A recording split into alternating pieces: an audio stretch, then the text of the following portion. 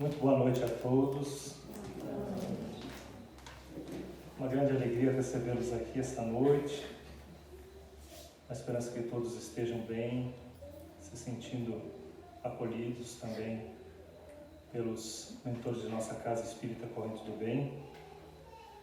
E como a gente costuma no início de toda a doutrinária, a gente gosta de nos harmonizarmos. Então eu vou pedir para vocês que, se possível, fecharem os olhos.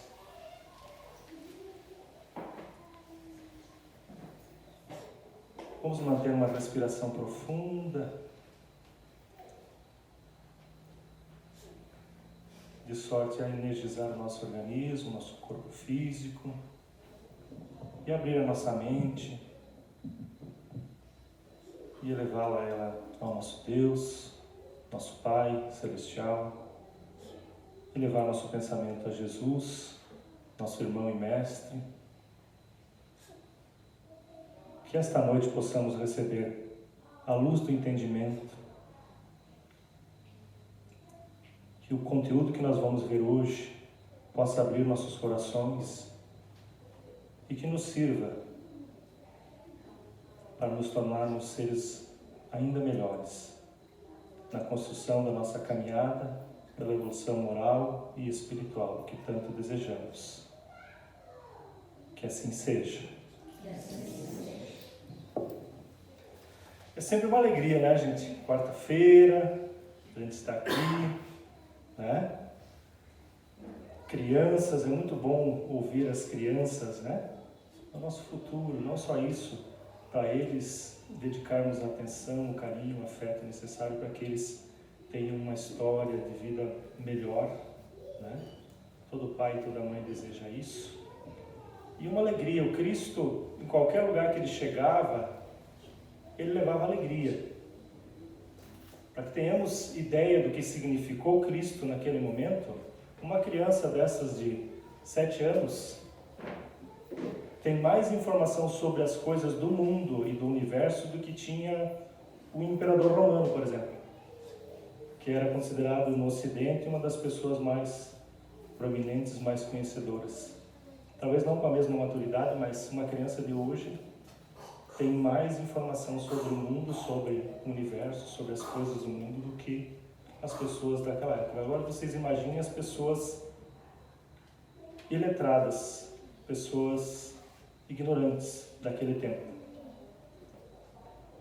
Então Cristo teve uma tarefa árdua e ele, através das suas parábolas, suas histórias, né? Assim como fazemos hoje com as nossas crianças, ele fazia com o povo, reunia o povo e ali passava o seu ensinamento, dando uma alegoria para que as pessoas pudessem entender qual o significado, porque eles tinham a visão apenas do mundo material. E o Cristo pensava que desta maneira conseguiria tocar o coração das pessoas com essas historinhas, essas parábolas. E com isso o seu ensinamento poderia perdurar e seria passado de geração em geração, de forma oral, de forma verbal, até chegar um momento em que as pessoas pudessem ter contato com gente mais letrada e esses pudessem transcrever a sua doutrina, a sua filosofia, né? Que nós temos à disposição hoje. Para a gente fazer uma reflexão inicial, eu vou trazer umas frases de um escritor que eu gosto bastante, Antoine de Saint-Exupéry. Ele foi nascido no ano de 29 de junho de 1900, na cidade de Lyon, na França, e dado como desaparecido numa missão sobre o mar Mediterrâneo, por volta de 31 de julho de 1944, no auge da Segunda Guerra Mundial na Europa. Ele escreveu o livro O Pequeno Príncipe. Talvez vários aqui já tenham lido, já tenham visto essa história. E ela contém vários ensinamentos filosóficos importantes.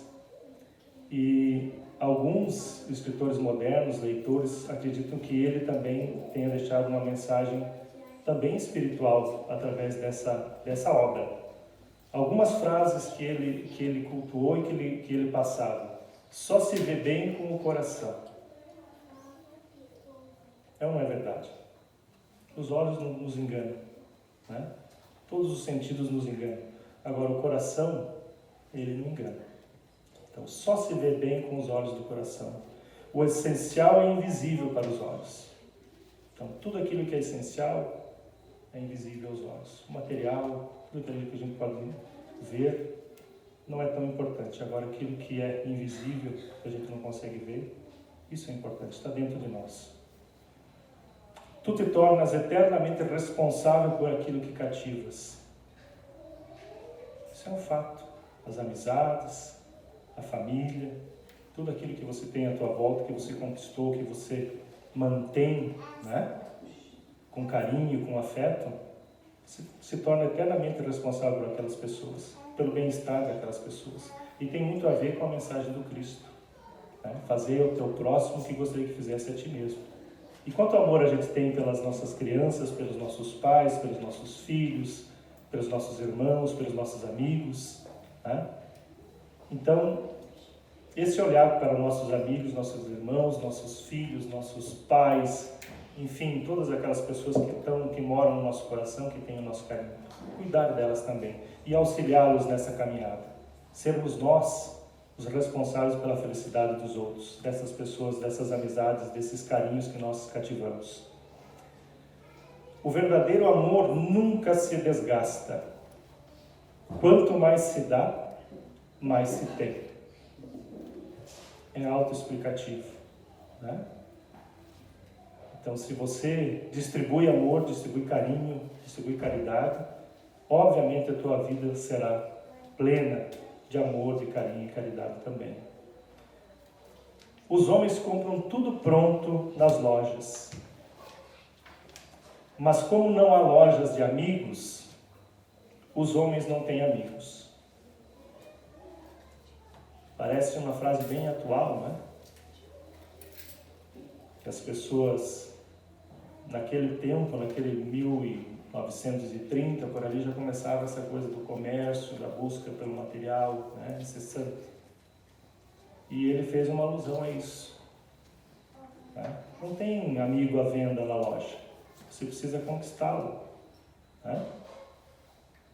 Não existem lojas de amigos, não existem lojas de afetos, precisa ser conquistado. Existem algumas mensagens nessa obra, O Pequeno Príncipe, que falam sobre espiritualidade, que muitas vezes a gente não percebe, mas fica de forma subliminar. Por exemplo, o personagem da serpente. Então, o personagem da serpente, ele é uma alusão ao controle que os espíritos pouco elevados têm sobre nossas ideias, imputando ideias negativas. Os obsessores, que tanto a gente estuda, tanto a gente fala, né? Que não são espíritos maus, são espíritos ignorantes, que ainda não viram a luz. Então a alusão à serpente é este ser que está próximo de nós, muitas vezes encarnado e na maioria das vezes desencarnado, e que pode influenciar de forma negativa nossos pensamentos. Daí a importância da prece, daí a importância da meditação, né?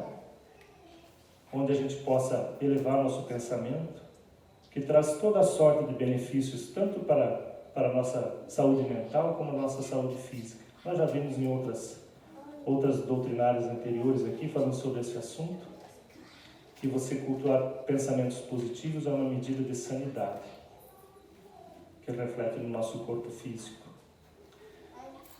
A raposa é o próprio alter ego do Pequeno Príncipe.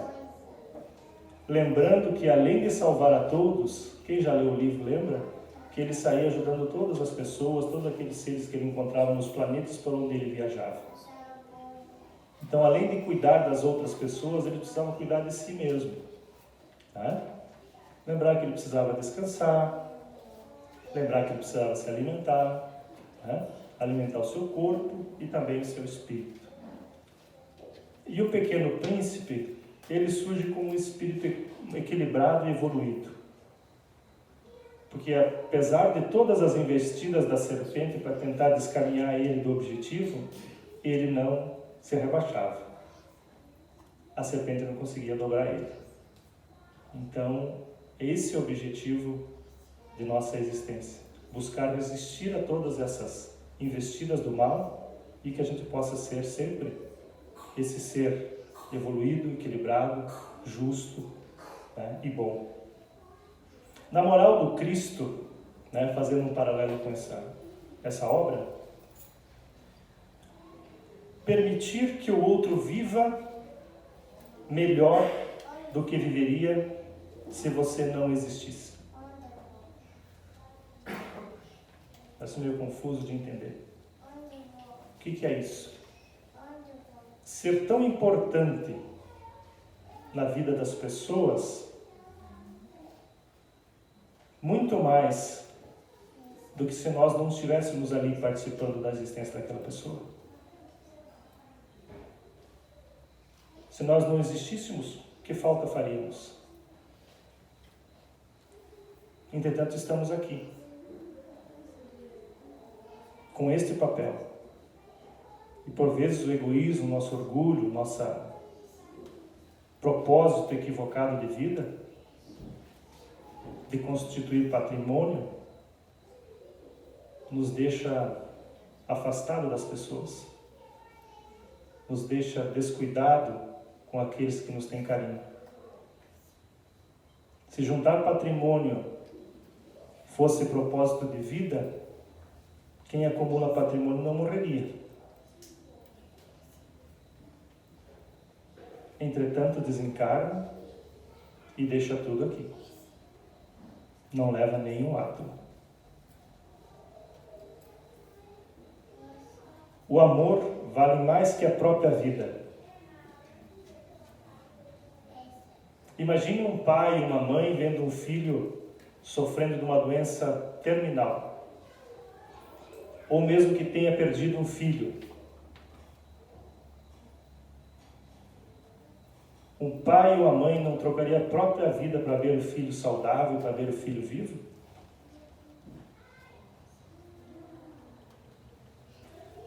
O amor vale mais que a própria vida. Vida boa é a vida dedicada aos outros. Faça ao teu próximo o que gostaria que fizesse a ti mesmo. Isso é um círculo virtuoso, né? Faz até alusão à nossa corrente do bem, né? O bem que você produz acaba voltando para ti, se multiplica, né? E para nós entrarmos então no conteúdo de fato da nossa palestra desta noite, eu vou completar hoje o conteúdo que a Alessandra iniciou na aula, na nossa doutrinária anterior, que fala sobre a instrução dos espíritos no capítulo 17, sede prefeitos. Então a Alessandra iniciou o conteúdo e eu vou dar sequência aqui nos outros. O que os espíritos nos falam com relação a questões bem importantes de nossa caminhada? Em primeiro lugar, o dever. O que é o dever? Então, no Evangelho, o dever inicia da seguinte forma: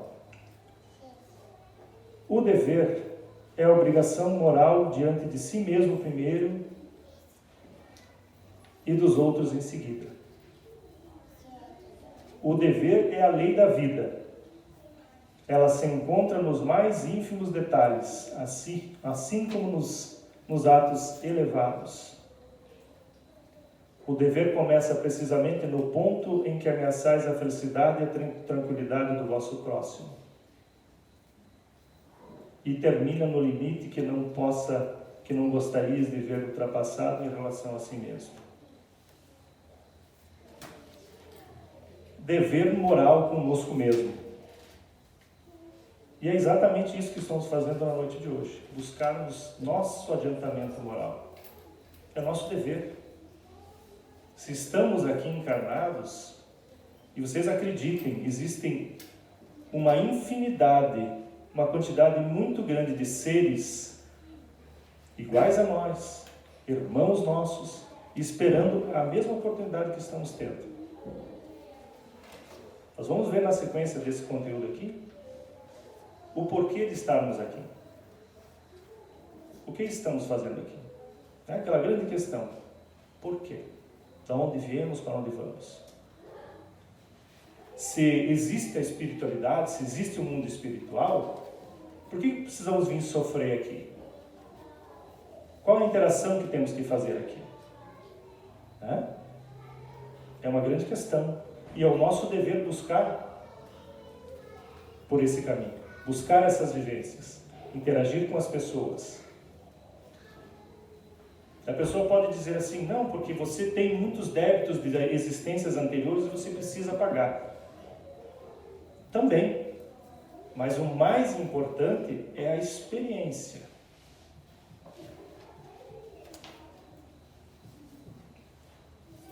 É uma dádiva aos filhos, por exemplo, confiados a nós. Não existe amor maior do que de um pai e de uma mãe para com o filho. Ao ponto até de subjugar a própria existência em favor do seu filho. É uma interação maravilhosa, é o mesmo sentimento de Deus para conosco, nos dá uma oportunidade igual para todos nós. Essa semana falamos sobre aquela parábola que fala sobre separar o joio do trigo. Vamos fazer uma analogia de que Deus seja o solo da vida para todo mundo. Tanto para o trigo, que é bom, que dá fruto, quanto para o joio. Temos seres, temos irmãos que estão evoluídos, que geram frutos que são semelhantes ao trigo. E temos irmãos que são pouco evoluídos, talvez não tenham entendimento, não alcançaram entendimento, e são considerados o joio. Vamos condená-los? Vamos jogá-los ao inferno, como diz lá nas Escrituras? Não. Eles vêm do mesmo Deus. Sendo trigo, sendo joio, vêm do mesmo Deus. E tendo a mesma oportunidade de avançarmos. Uns estão mais adiantados, outros menos. Mas todos irmãos nossos. Todos filhos de Deus. Então a busca, nosso dever é a busca pelo equilíbrio. Se você não tem equilíbrio, não está em paz consigo mesmo, não tem paz interior, você não pode transferir essa paz para as outras pessoas, alegria para as outras pessoas, amor para as outras pessoas. E o dever tem a ver com isso. Você primeiro cuidar de si. E se eu estou bem, eu consigo oferecer o meu melhor para as outras pessoas também. Então, cuidar de si. E o dever para a construção de nós mesmos. Buscar o conhecimento. Né? Tantas vezes nós aqui falamos sobre as leituras, sobre os livros, sobre as oportunidades que existem para nos adiantarmos de forma a melhorarmos o nosso intelectual, que obviamente também contribui para a nossa elevação moral. A partir do momento que você tem mais entendimento, você passa a respeitar o próximo, passa a respeitar a si mesmo também, conhecer seus limites. E é isso que o dever nos chama, promover uma ação pela própria evolução espiritual. Se estamos aqui, precisamos aproveitar essa oportunidade. Porque é uma oportunidade única. E a vida é curta. Passa muito rápido. Passa muito rápido. Como segundo item aqui, nós temos a virtude. O que a virtude nos fala? Somos seres perfectíveis. Ou seja, não somos perfeitos. Isso é fato. Né? É uma coisa engraçada de se dizer, porque a gente está aqui, neste plano de existência, todos nós, indistintamente, por mau comportamento. Por isso estamos aqui. Né? Todos nós temos algum débito. Então, temos que novamente estarmos aqui e buscar essa perfeição. E quando Cristo diz sede perfeitos, quer dizer que fomos criados todos iguais com a perfeição que Deus nos deu. Os desvios são nossos. Os desvios são nossos. Equívocos, ignorância nossa.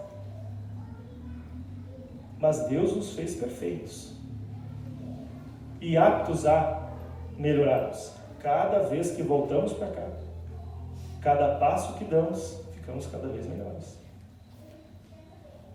Se olharmos a humanidade há 1000 anos atrás, a humanidade era bruta, inconsequente, animalesca até em muitos casos. E hoje a sociedade tem leis, tem regras. Temos coisas a melhorar, sim, muitas, mas evoluímos muito também. Então, a cada geração, a cada vez que nós voltamos para cá, nós damos um passo a mais. Está em nós a responsabilidade de buscarmos a perfeição. Eu não posso esperar que vocês me ensinem como ser perfeito. Assim como eu não posso ensinar a vocês a serem perfeitos. A busca é individual. Nem a sugestão. Que por vezes uma sugestão não tem nada a ver com a tua trajetória, o que a tua mente tem, as suas experiências, aquilo que você traz consigo. Então cada um tem que ter o seu momento e despertar. Despertar para isso e buscá-lo. Tá? Melhorando-se, ampliando suas qualidades a cada dia, a cada momento. E aproveitando aquelas qualidades que nós já possuímos. Isso é inato, a gente traz experiências de outras vidas, a gente já traz. Às vezes a pessoa tem aptidão para cálculos, para música, né? Para desenho, para oratória, né?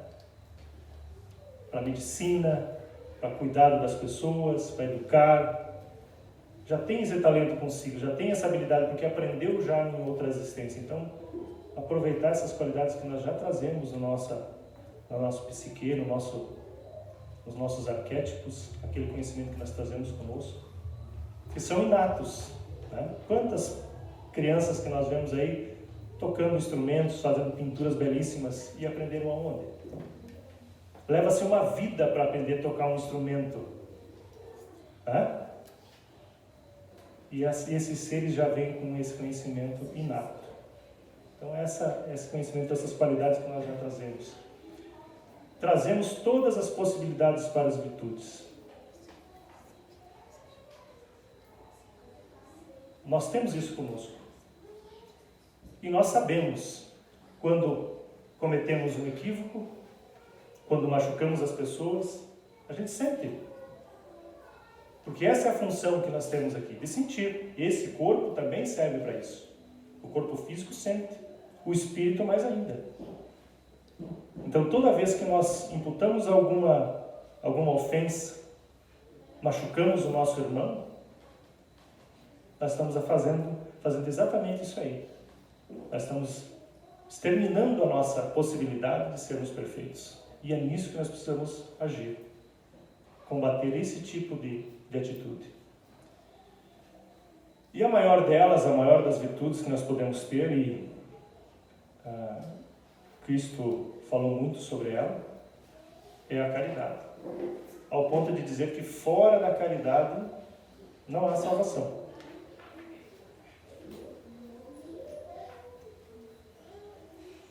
E Paulo de Tarso, né? Ele tem um trecho, eu trouxe aqui, vou reproduzir para vocês, onde ele fala sobre a excelência da caridade. É o capítulo 13 aos Coríntios, de 1 a 7, ele fala que a caridade, um amor puro, excede e supera quase todas as outras coisas.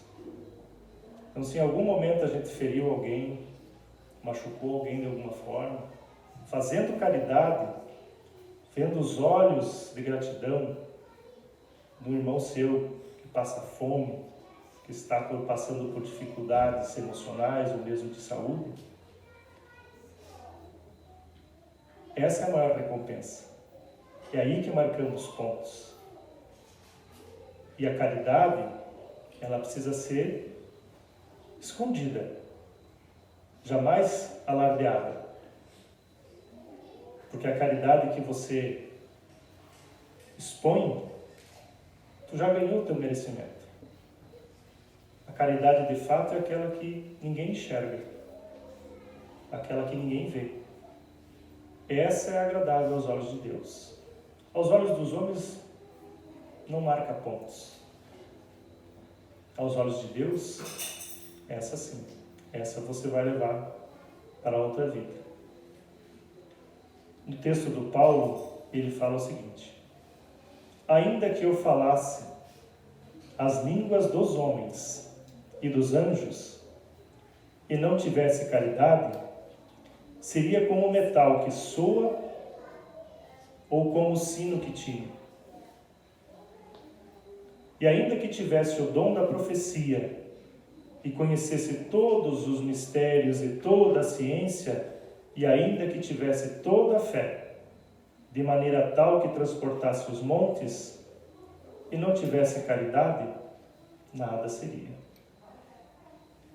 E ainda que distribuísse toda a minha fortuna para sustento dos pobres, e ainda que entregasse o meu corpo para ser queimado, e não tivesse caridade, nada disso me aproveitaria. A caridade é sofredora, é benigna. A caridade não é invejosa, a caridade não trata com leviandade e não se assoberba. Não trata com indecência, não busca os seus interesses, não se irrita, não suspeita mal. Não se alegra com a injustiça, porém se alegra com as verdades. Tudo sofre, tudo crê, tudo espera, tudo suporta.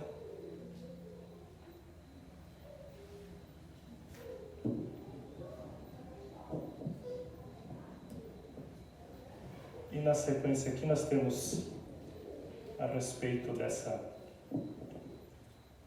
fala do Paulo, né? Que é a salvação nossa. A salvação nossa vem de caridade. Se nós errarmos tudo, né, na nossa vida, se nós formos pessoas caridosas, nós vamos compensar esses equívocos. Sempre levando em consideração a caridade feita de coração, a caridade feita com o propósito que ela merece. Para dar continuidade, vamos falar agora sobre o que os Espíritos nos orientam a respeito dos seres superiores e seres inferiores. Então, a gente espera que após a gente terminar essa nossa trajetória de vida material, a gente encontre justiça, certo? Justiça social. Que no mundo seria o equivalente a ter igualdade para todas as pessoas. Nós sabemos que ainda não existe, né? Existem pessoas que estão numa situação superior e outras numa situação inferior. O porquê disso?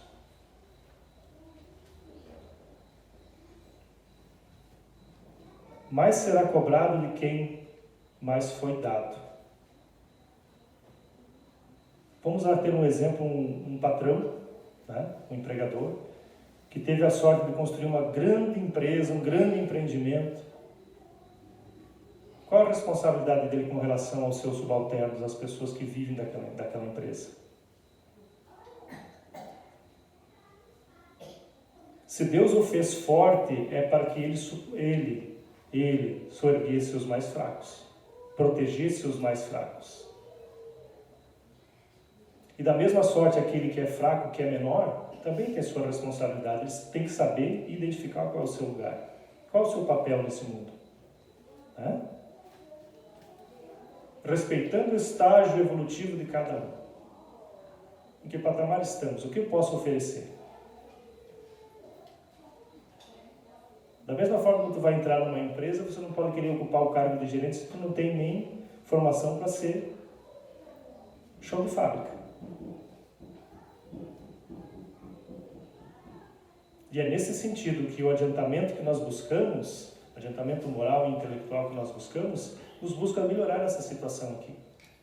E ainda assim muitas pessoas acabam sucumbindo, porque tem o poder na mão e, ao contrário do que foi destinado para a sua existência, você proteger os fracos, você faz o contrário. Mesmo serve para aquela pessoa que ocupa uma posição de poder, que seja uma liderança política. Que bem você fez? Que adiantamento você promoveu com o poder que tu tinha na mão? Isso vai ser cobrado. Na hora certa, isso vai ser cobrado. E nesse sentido de trabalharmos essa questão sobre ser superior e inferior, é o trabalho interior, ou seja, as nossas vivências, que experiências vamos acumular nessa vida, né? O que vamos trabalhar no nosso adiantamento intelectual e moral, para que na próxima existência possamos estar numa situação diferente. Cabe a nós. Né? Simplesmente estarmos aqui não resolve muita coisa. Precisamos nos colocar a serviço, nos colocar no trabalho e nos adiantarmos. Quanto mais autoridade, quanto mais fortuna tenhamos, mais responsabilidades. E a pessoa sonha, eu gostaria de ter uma casa grande, queria ter um carro, queria ter um iate, queria ter... Todos esses bens vão te dar um trabalhão para tu manter. Um trabalhão para tu cuidar.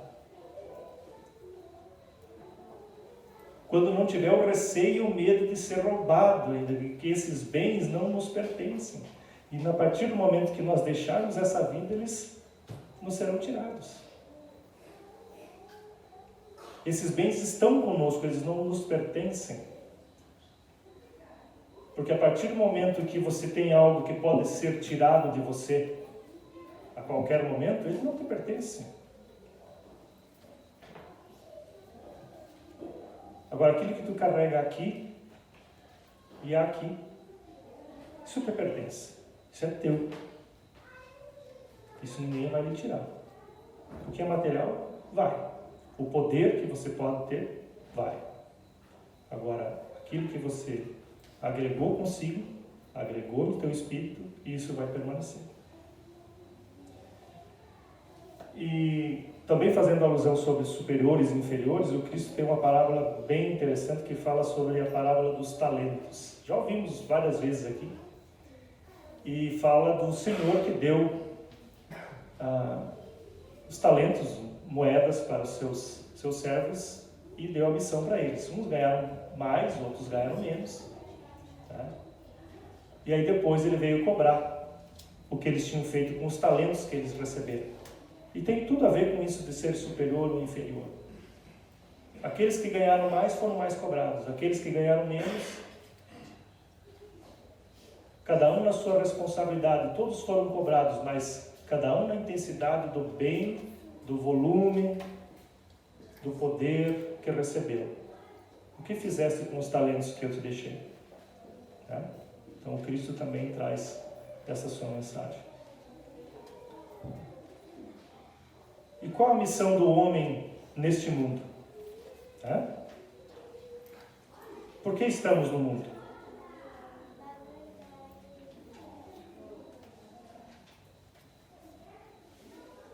Vou ler o texto do Evangelho para que a gente possa entender um pouco mais sobre a respeito do que a gente veio fazer aqui, na verdade. Qual é o propósito desta vida?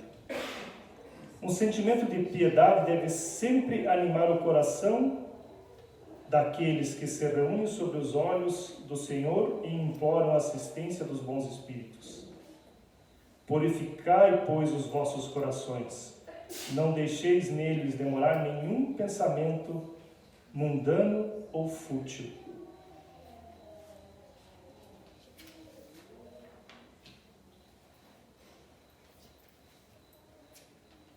O vazio existencial. Percebam que desde o início do nosso estudo de hoje, se fala sobre a responsabilidade que temos pela busca, pelo entendimento, pelo conhecimento e pela moral. A espiritualidade é bem clara com relação a isso. E, entretanto, existem pessoas que nascem e morrem e simplesmente são um peso no mundo e na sociedade. Muitos, com certeza, muitos por desconhecimento mesmo, tá? Ignorância mesmo. Outros que tiveram a oportunidade foram chamados e ainda assim não mudam.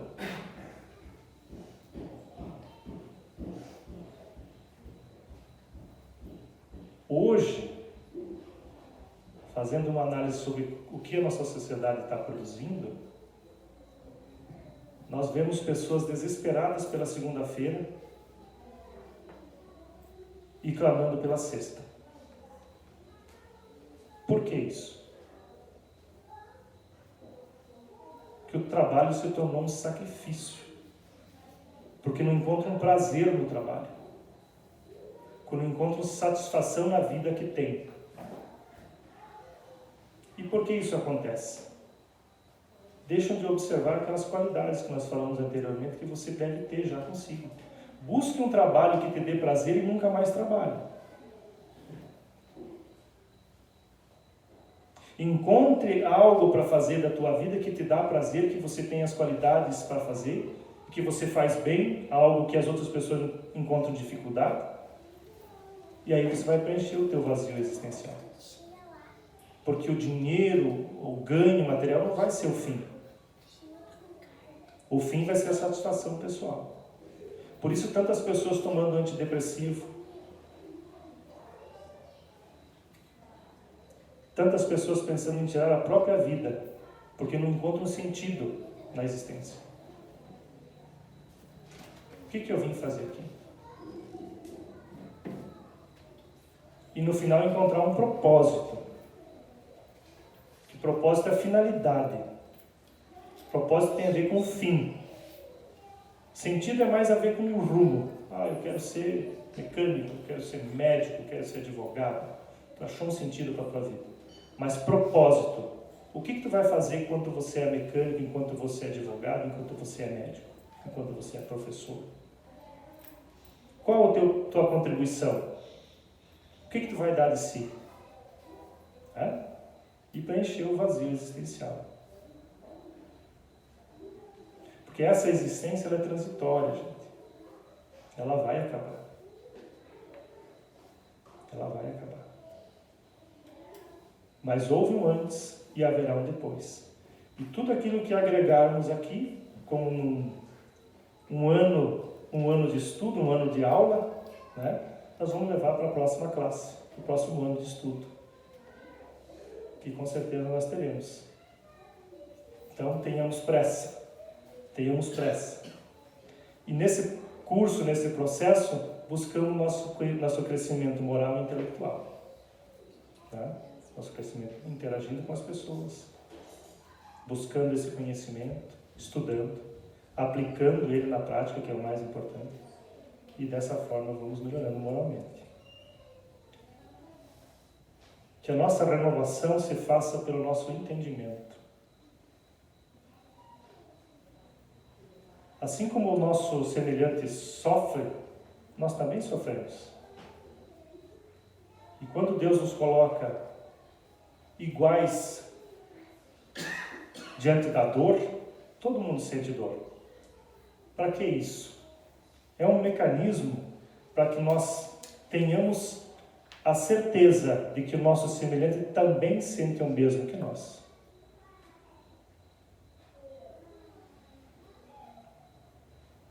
Diferente do bem. O bem, entretanto,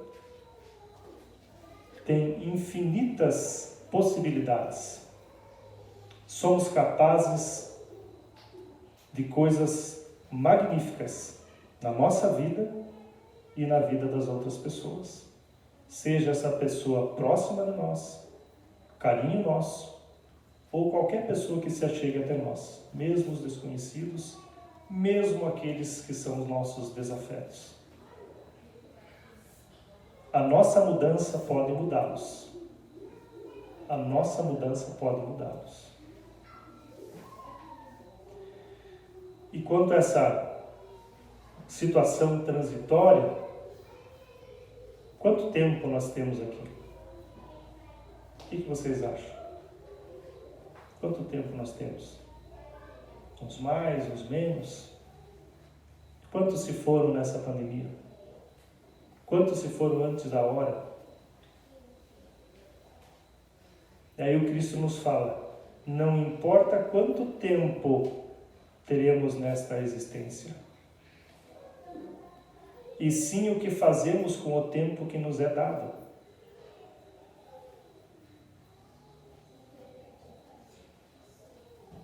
Podemos viver pouco e fazer muito.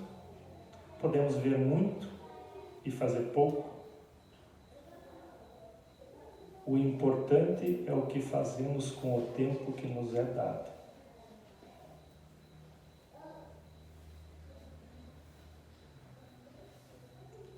E com relação ao nosso corpo e ao nosso espírito?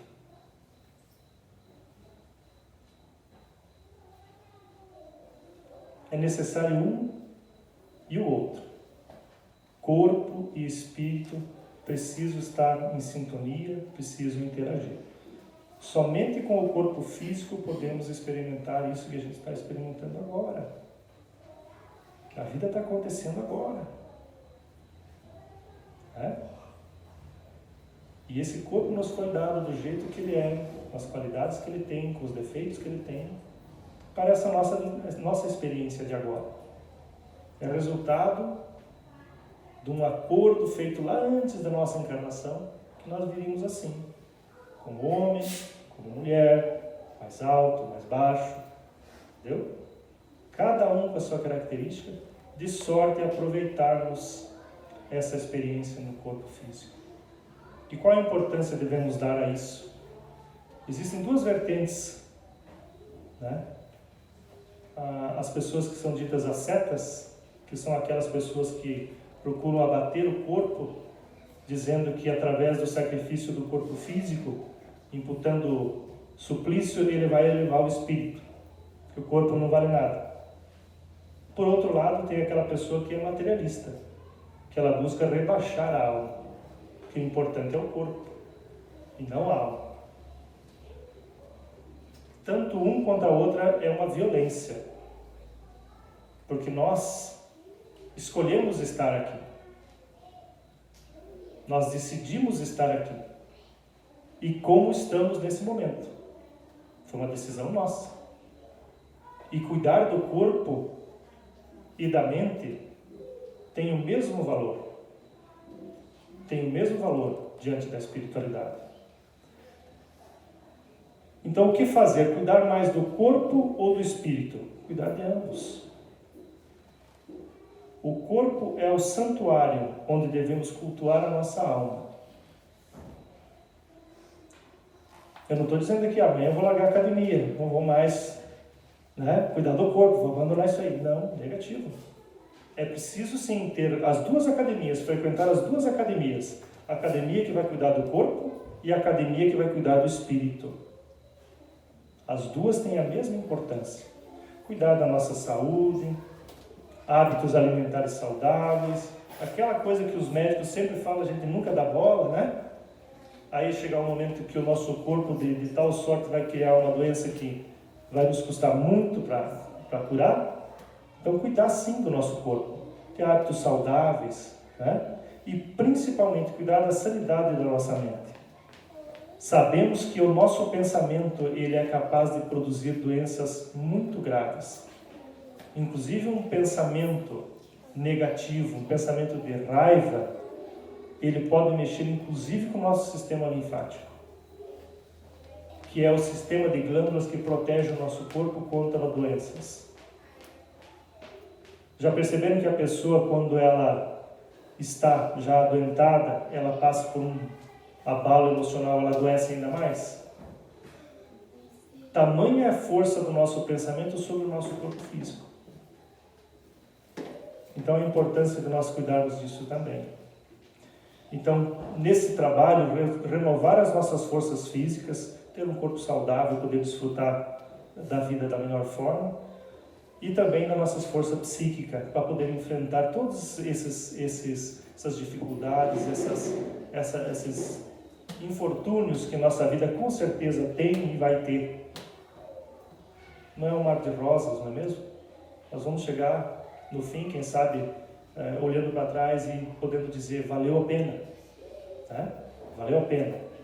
Simplesmente pela nossa mudança de atitude. Né? Ter fibra moral, cuidar da nossa mente, oração, prece, meditação, enfim, mantendo-se mente sã e corpo são. Que é uma mensagem muito antiga e tem tudo a ver, é o equilíbrio. Tudo na nossa existência tende ao equilíbrio. Aquilo que está em equilíbrio funciona bem. Quando alguma coisa não está funcionando na mesma frequência, vocês podem ter certeza que coisas não muito boas acontecem conosco. Então, ter sempre essa sinergia entre o nosso corpo, nossa mente, e o que junta o nosso espírito e o nosso corpo é o perispírito. E nele, todas aquelas informações que nós passamos quanto o corpo físico vai ficar marcado ali. E vai para a nossa psique e vai fazer parte da nossa história pro resto da nossa caminhada. Seja ela nessa vida, seja ela na próxima. Essa é a mensagem que nós tínhamos para passar para vocês essa noite. Eu convido os nossos irmãos passistas para que eles se preparem enquanto a gente faz uma prece final, para a gente poder mais uma vez harmonizar nossa mente e principalmente acalmar o nosso coração. Muitas vezes a gente passa um dia todo com muitas tarefas, se depara com muitas pessoas, algumas pessoas estão em sintonia conosco, outras não estão, né? Estamos diante de toda sorte, né, nessa nossa existência. Então que nós possamos, nesse momento, nos colocarmos numa posição mais confortável possível, né? Retirando do nosso íntimo todo aquele sentimento que não seja positivo, que possamos esquecer todas as ofensas e levando o nosso pensamento a Deus, que é nosso Pai, agradecendo toda a sorte que temos, agradecendo até os infortúnios que ajudam a nos polir diante desta caminhada, e para a gente fazer uma meditação profunda e estarmos com o nosso corpo e com a nossa mente preparada para receber o passe magnético, eu vou ler para vocês uma prece, a prece de Cáritas, que é uma prece que a gente sempre usa para nos harmonizarmos, esvaziar nossa mente de toda a torpeza, de todo o pensamento ruim, e que possamos ter essa luz, agradecendo sempre aos mentores espirituais da nossa casa espírita, esses seres que nos acompanham, também agradecer a nossos mentores espirituais, mentores individuais de cada um de nós aqui. E a prece de Cáritas diz o seguinte: Deus nosso Pai, que tendes poder e bondade, dai a força àquele que passa pela provação. Dai a luz àquele que procura a verdade. Ponde no coração do homem a compaixão e a caridade. Deus, dai ao viajor a estrela guia, ao aflito a consolação, ao doente o repouso. Pai, dai ao culpado o arrependimento, ao espírito a verdade, à criança o guia, ao órfão o pai. Senhor, que vossa bondade se estenda sobre tudo que criastes. Piedade, Senhor, para aqueles que vos não conhecem. Esperança para aqueles que sofrem.